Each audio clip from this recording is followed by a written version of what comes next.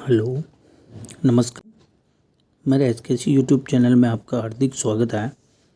आज मैं लेके आया हूँ सीईटी ग्रेजुएशन और 12th लेवल के लिए मॉडल पेपर। ठीक है, ओल्ड क्वेश्चन पेपर के बेस पर बनाया गया पेपर है और सीईटी के लिए आपके लिए बहुत ही महत्वपूर्ण पेपर। ठीक है, तो चलते हैं क्वेश्चन की तरफ। आज का पहला क्वेश्चन है, किस आयोग की सिफारिशों पर आबू दिलवाड़ा तहसीलों एवं अजमेर मेरवाड़ा क्षेत्र को राजस्थान में मिलाया गया? किस आयोग की सिफारिश पर मिलाया भाई, बताइए। तो इसका आंसर क्या होगा, बताओ। ऑप्शन: शंकर राव समिति, राज्य पुनर्गठन आयोग, सत्यनारायण समिति, उक्त कोई नहीं। तो इसका आंसर हो जाएगा आपके राज्य पुनर्गठन आयोग। ठीक है, चलो नेक्स्ट क्वेश्चंस देखते हैं। दूसरा, सन 1938 में भरतपुर राज्य प्रजामंडल की स्थापना किसके प्रयासों से हुई? ठीक है, 1938 में भरतपुर प्रजामंडल की जो स्थापना हुई किसके प्रयासों से हुई?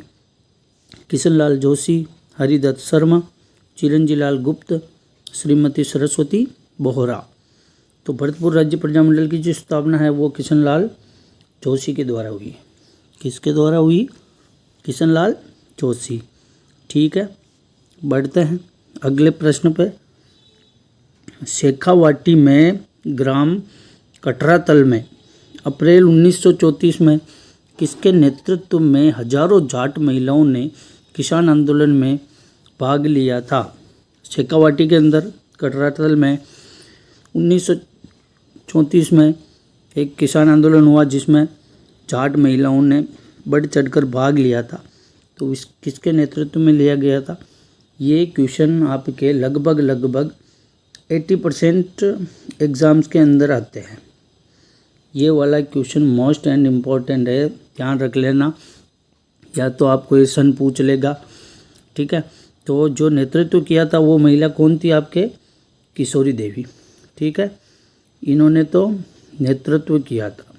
ठीक है, और एक क्वेश्चन और आता है, ओजस्वी भाषण किसने दिया था? ठीक है, ओजस्वी भाषण दिया था इसमें एक महिला ने, तो उसका नाम क्या था? उसका नाम था उत्तमा देवी। क्या नाम था? उत्तमा देवी। ओजस्वी भाषण कहने का मतलब उत्तम भाषण किसने दिया? तो उत्तमा देवी ने। ठीक है, तो तीसरे का आंसर हो जाएगा आपकी किशोरी देवी, जो कि उसके नेतृत्व में 1934 में हजारों जाट महिलाओं ने किसान आंदोलन में भाग लिया था। ये कटरातल है भाई। ठीक है, सीकर के अंदर। चलते हैं अगले प्रश्न पे। मेवाड़ पुकार 21 सूत्री मांग पत्र का संबंध किससे है? मेवाड़ पुकार 21 सूत्री मांग पत्र किसने लिखा था? ये मोतीलाल तेजावत, भोगीलाल पांड्या, जोरावर सिंह और विजय सिंह पथिक। तो मेवाड़ पुकार 21 सूत्री मांग पत्र जो है ये है आपके मोतीलाल तेजावत ने लिखा था। ठीक है, मेवाड़ के महाराजा को। बढ़ते अगले प्रश्न पे। शेखावाटी के पंचपाना ठिकानों में शामिल नहीं था। शेखावाटी के पंचपाने ठिकानों में कौन सा शामिल नहीं है? इनमें से 5 ठिकाने थे शेखावाटी के, जो कि बिसाऊ, डूंडलोद, मंडावा और पलथाना। जो पंचपानों में शामिल नहीं था वो था आपके पलथाना। ठीक है, बिसाऊ, डूंडलोद, मंडावा तीनों तो था लेकिन पलथाना नहीं था। चलते हैं अगले प्रश्न पे। ठीक है, ये जो 3 है, 3 तो ये दे रखा है और एक है आपके मलसीसर। ठीक है, एक है मलसीसर। ठीक है, एक है नवलगढ़। क्या है? नवलगढ़। ये 5 ही ठिकाने थे शेखावाटी के। अगले प्रश्न पे चलते हैं। 1857 के विप्लव में राजस्थान के किस राजा ने अपनी सेना सहित स्वयं जाकर अंग्रेजों की सहायता की थी? 1857 का जो विप्लव हुआ था उसमें कहाँ के राजा ने स्वयं वो भी गया और सेना को भी ले गया और अंग्रेजों की सहायता करी थी? तो कौन सा राजा था? करौली के मदन पाल, बीकानेर के सरदार सिंह, धौलपुर के राजा बन्ने सिंह और जयपुर के महाराजा राम सिंह। तो इसका आंसर हो जाएगा आपके बीकानेर के राजा सरदार सिंह। ठीक है, क्या हो जाएगा? बीकानेर के राजा सरदार सिंह। बढ़ते अगले प्रश्न पे। निम्नलिखित युद्धों का सही काल क्रम चुनिए। ठीक है, बताइए। हल्दी घाटी का युद्ध, खानवा का युद्ध और तराइन का द्वितीय युद्ध। तो कौन सा युद्ध सबसे पहले हुआ? तो इसके अंदर अपने को पता तराइन का युद्ध सबसे पहले हुआ था। उसके बाद में आपके खानवा का युद्ध हुआ था और उसके बाद में आपके हल्दी घाटी का युद्ध हुआ। ठीक है, तो 1 2 3 यानी कि CBA। तो CBA कौन से ऑप्शन में आ रहा है? पहले ऑप्शन में। ठीक है, CBA ये राइट हो जाएगा। अगले प्रश्न पे चलता है। राजकुमारी मूमल किस स्थान से संबंधित थी? मूमल, ये मूमल का नाम आ गया, इसका मतलब मारवाड़। लेकिन मारवाड़ के अंदर कौन से स्थान से संबंधित है? कोलायत, अर्थूना, लोद्रवा और केलापानी। जो मूमल जो है वो आपके लोद्रवा से संबंधित है। ठीक है, बढ़ते अगले प्रश्न पे। झाला जालिम सिंह के बारे में कौन सा कथन सही नहीं है? झाला जालिम सिंह। ठीक है, तो पढ़िए कथनों को और बताइए कौन सा सही नहीं है। पहला है, वह कोटा राज्य का शासक था। वह कोटा महान कूटनीतिज्ञ व राजनेता था। उसने अपने पिंडारियों के साथ मित्रतापूर्ण संबंध स्थापित किए। कोटा राज्य का शासन पूर्णतः उनमें निहित था। बताइए कौन सा कथन सही नहीं है? तो कोटा राज्य का शासन पूर्णतः निहित था, ये बिल्कुल राइट है। पिंडारियों के साथ उसने मित्रतापूर्ण संबंध भी बनाए थे, सही है। कोटा का महान कूटनीतिज्ञ और राजनेता भी था, लेकिन वह कोटा राज्य का शासक नहीं था। ठीक है, कोटा राज्य का शासक नहीं था भाई। ठीक है, नहीं पूछ रहा है, पहला आंसर हो जाएगा। नेक्स्ट क्वेश्चन चलते हैं।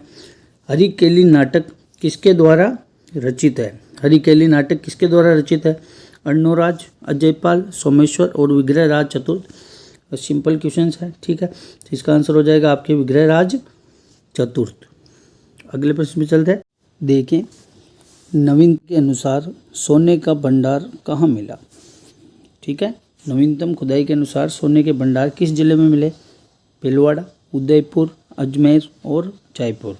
तो नवीनतम खुदाई के अनुसार जो सोने के भंडार मिले हैं वो मिले हैं आपके भीलवाड़ा में। ठीक है, भीलवाड़ा के अंदर स्थान पूछ लिया जाए तो क्या स्थान है? देव तलाई। ठीक है, देव तलाई। ठीक है, और अब जिलों के बंटवारा होने के बाद ये जिला आपके देवतलाई शाहपुरा में आएगा। किस में आएगा? शाहपुरा में। ठीक है, चलते हैं अगले प्रश्न पे। राजस्थान की कौन सी जनजाति राज्य के पूर्वी भाग में अधिक पाई जाती है? ठीक है, अब पहले क्वेश्चंस जिलेवार पूछे थे, लेकिन जिला नहीं, इसमें भाग दे दिया है, पूर्वी भाग।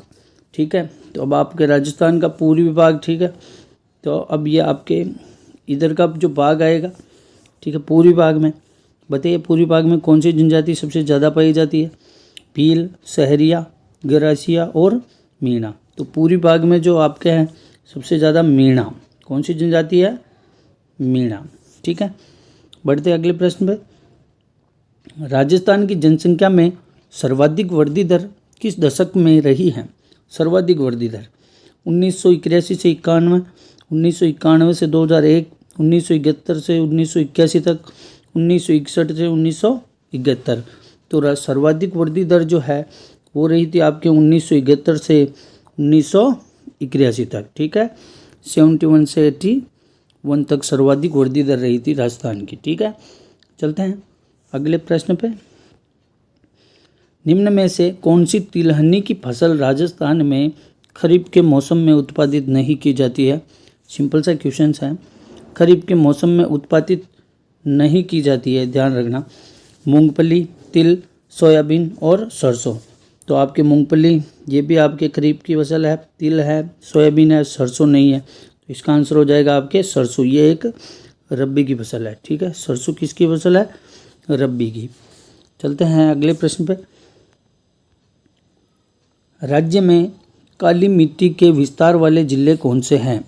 काली मिट्टी के विस्तार वाले, तो काली मिट्टी इसका मतलब कौन सा क्षेत्र आएगा? आपके हाड़ौती क्षेत्र आएगा। ठीक है, और हाड़ौती क्षेत्र के आसपास वाले जितने भी थोड़े बहुत क्षेत्र है वो भी इसी के अंदर आएगा। तो देखिए झालावाड़ कोटा, तो इसमें काली मिट्टी बिल्कुल है। बूंदी 12 में भी है। सवाई माधोपुर का कुछ भाग तो वो इनसे मिला हुआ है हड़ौती से, तो उसमें भी है। तो आपके काली मिट्टी का विस्तार किन जिलों में, तो उपयुक्त सभी। क्या आंसर हो जाएगा आपके, उपयुक्त सभी। इसका आंसर उपयुक्त सभी। ठीक है, चलते हैं अगले प्रश्न पे। Surveillance and anti poaching system लागू करने वाला देश का पहला राज्य। Surveillance and anti poaching system, ठीक है, तो असम, गुजरात, राजस्थान, उड़ीसा। तो ये surveillance and anti poaching system जो है आपके सर्वप्रथम लागू किया राजस्थान। ठीक है, बढ़ते अगले प्रश्न पे। बागोर भीलवाड़ा जिले की नदी के कांटे पर स्थित है। रिक्त स्थान दिया, इसका मतलब किस नदी के कांटे पर। ठीक है, तो बागोर जो है भीलवाड़ा का एक स्थान है। ठीक है, वो कौन सी नदी के किनारे है, लूनी, कोठारी, बनास और बेड़ज। तो ये हो जाएगा आपके कोठारी नदी। ठीक है, कोठारी नदी। अगले प्रश्न पे बढ़ते हैं। लोक देवता तेजाजी महाराज का पवित्र तीर्थ स्थल बांसी दुगारी कहाँ स्थित है, बताइए। तेजाजी महाराज का जो पवित्र तीर्थ स्थल बांसी दुगारी है, ये कहाँ है, किस जिले में है। अजमेर, नागौर, बूंदी और झालावाड़। तो ये आ जाएगा आपके बूंदी जिले में है। ठीक है, बांसी दुगारी एक बड़ा तीर्थ स्थल है तेजाजी का, और जिस नाग देवता ने तेजाजी को डसा था उसी का घर है ये एक तरह से। ठीक है, उसकी बम्बी यहाँ पर है।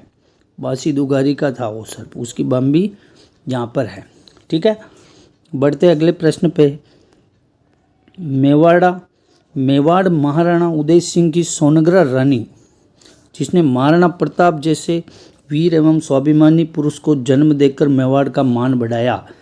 सीधे तौर पे क्वेश्चन क्या पूछ रहा है, महाराणा प्रताप की माँ के बारे में पूछ रहा है। ठीक है, क्वेश्चन को घुमाया गया है, याद रखना। लेकिन महाराणा उदय सिंह जी के 3 पत्नियां थी, इसलिए इसने महाराणा उदय सिंह जी की सोनग्रा रानी जो थी वो महाराणा प्रताप की माँ थी। ठीक है, तो अजबदे पंवार, चारुमती, धीर कंवर और जयवंता बाई। तो इसका जो सही आंसर होगा वो आपके जयवंता बाई। ठीक है, चलते हैं अगले प्रश्न पे। अनभय प्रबोध रचना किसकी कृति है। ये क्वेश्चन बहुत सी बार पूछता है, अनभय प्रबोध। ठीक है, तो ये रचना किस संत की है, संत रैदास, संत धन्ना जी, संत गरीबदास जी और संत माव जी। जो अनभय प्रबोध जो रचना है वो आपके संत गरीबदास जी की। ठीक है, संत गरीबदास जी की। तो ये थे आज के 20 महत्वपूर्ण व इम्पोर्टेंट क्वेश्चंस, और ऐसे ही वापस कल लेके आऊँगा मैं। सीईटी के लिए क्लास बहुत ही महत्वपूर्ण है, सीईटी 12th लेवल और ग्रेजुएशन लेवल के लिए। ठीक है, तो आप सभी को अगर क्लास लगी हो अच्छी तो शेयर ज़रूर करें और सब्सक्राइब करें, और प्रत्येक वीडियो को लाइक ज़रूर करें। ठीक है दोस्तों, शेयर करें। धन्यवाद।